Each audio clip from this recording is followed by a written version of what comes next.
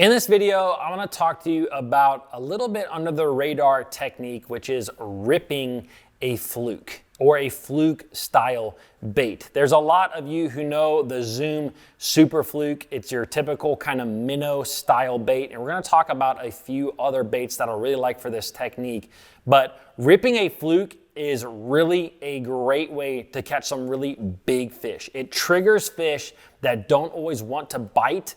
And it can be one of the most fun things that you will do. And in this video, I'm just gonna go in depth on how to do it, when to do it, the equipment that I like to do it. Now, before we get into the video, this one is brought to you by my apparel company, Finn Fishing. Right now, I am running a sale for the month of May 2024. So just another couple of weeks. If you buy one of my USA made sun shirts, again, one of the only sun shirts made in the US, you will actually get a free tri-blend t-shirt. I'm telling you what, this is the most comfortable t-shirt that you will ever wear. So if you're just cooking outside, watching some football, whatever it may be, just chilling, even fishing, this thing is super comfortable. And right now you can get it free, worth $20 if you buy a USA made sun shirt. So I'm gonna leave a link down below. All you gotta do is add the sun shirt that you like to cart, add the t-shirt that you like to cart. It will automatically discount at checkout. It is the best way to help support this channel.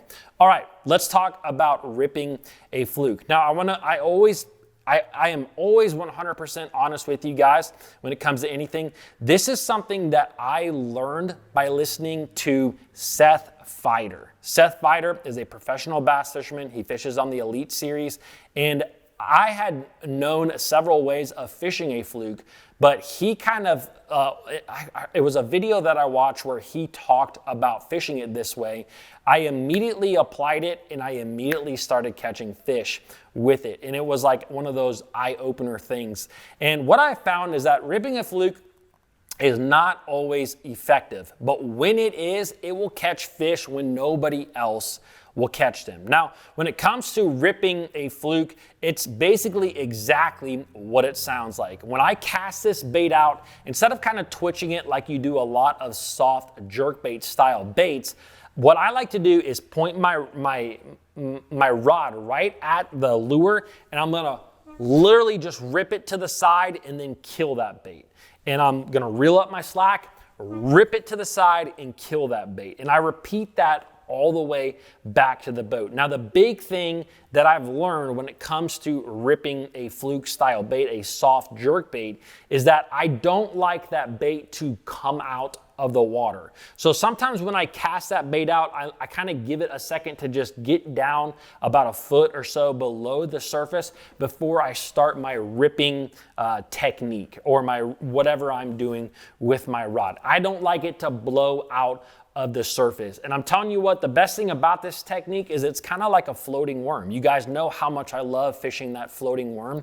And the thing about this technique is you're always watching your bait. You can always see your bait. And it's so much fun when you're ripping that thing, when you just see a bass come up there and absolutely slobber knock that thing, absolutely cork that thing. It is a super fun way of catching fish. Now, I have seen a lot of days now on the water where if you work a fluke kind of your normal way, you won't get the exact same bites that you will when you rip that thing. Because if you think about it, if you're using, you know, for me, I use a 7-foot 2-inch rod. I'm gonna get to the equipment here in just a minute, but I usually use a 7-foot 2-inch rod. So if I'm pointing at the bait and I rip it from here to here, I am probably bringing that bait, I mean, anywhere from 8 to 12 foot in a really short amount of time. That's a big distance if you think about it. And what I've seen is if a bass sees that thing up there and it all of a sudden like has a little bit of intrigue, like it wants to get it, and all of a sudden you rip that thing, I mean 10, 12 foot, it causes a reaction strike from the bass. I've seen it with smallmouth, largemouth, spotted bass, where they can't stand it. They cannot stand it, and they will go up there and they will get right up on that bait. And when you finish your stroke, for lack of better terms, You will bring that bait up, you'll start reeling it, and you will just feel your rod go flunk. I mean, they just come up there and crush it. Now you'll either feel it or you will see them hit it on that pause. And I'm telling you what, it is really, really a fun way to catch them. And like I said, there's times where you catch them and they won't eat anything else. Now, for years, again, this is a Seth Fighter thing that I learned. I have always liked to use the KVD Trike King caffeine shad. And the reason why this bait works a little bit better than like a Zoom fluke is that the tail on this kind of has, it's not shaped in a similar way as the Zoom fluke. You could do this with the fluke, but the thing about the caffeine shad is that when you rip it, you will feel in your rod tip that tail going.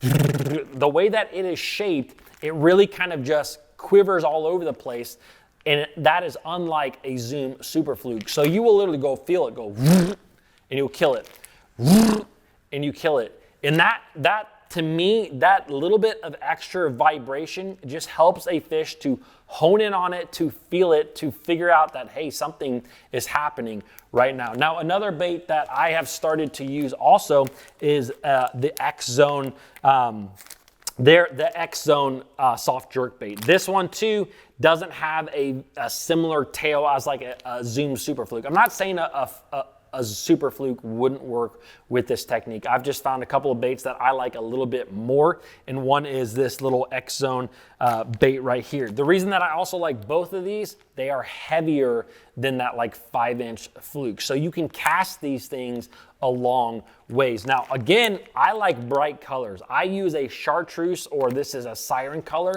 a lot with this particular technique. I've done it with just your standard like shad colors, but I think that when you catch them on these brighter colors, they just tend to be bigger for whatever reason. I don't know. It's something that you just have to experiment with. Now, with that being said, let's also talk about your equipment, because I think that this is really, really important. Now, you could 100% do this with a spinning rod if you want. I personally like to use a bait caster, and that's also why I like those little bit heavier soft plastic baits to do it, because I can get a really, really long cast with my bait caster. Now, the exact equipment that I use is the exact equipment that I like to use for a topwater bait. And the reason that works so well is because my topwater rod, which is a 7-foot, 2-inch, it's a moderate bending rod. It really, like, I'm using braid on it. I like 30-pound braid, and I will use a small 15-pound fluorocarbon leader, usually about 2 or 3 foot on that. And to me, it's just a really, when I'm working a fluke this way, I just really like that system. And I like a little bit softer rod because even though I'm using a single hook, I have no stretch in that braid. And when a fish comes up there and hits it, I'm not typically using a really heavy, thick wire hook. I'm using like more of a medium wire hook. I don't really need to set the hook that hard, and I will have perfect penetration into that fish's mouth. And it's just a really good setup for me. Now, if you like that setup, then that's great. I highly suggest you try it, but if you don't like it, it's fine. I used to do this a lot with straight 15-pound fluorocarbon line, and I would use a 7-foot, 2-inch, the same length, but I would use a rod that was more of a fast action. That worked really well, but what I found is using straight fluorocarbon over time, you will kind of get a lot of twists in that line, because even though these baits will kind of do that kicking motion, they will twist if you don't have them perfectly straight rigged up. And so that happens sometimes when you start catching a lot of fish on them. And so I like that braid to fluorocarbon because it kind of helps eliminate all the twisting. Well, it doesn't eliminate the twist. It eliminates the line getting all jacked up, because braid can twist a lot more without being really loopy, twisty, kinky. You know what I'm saying?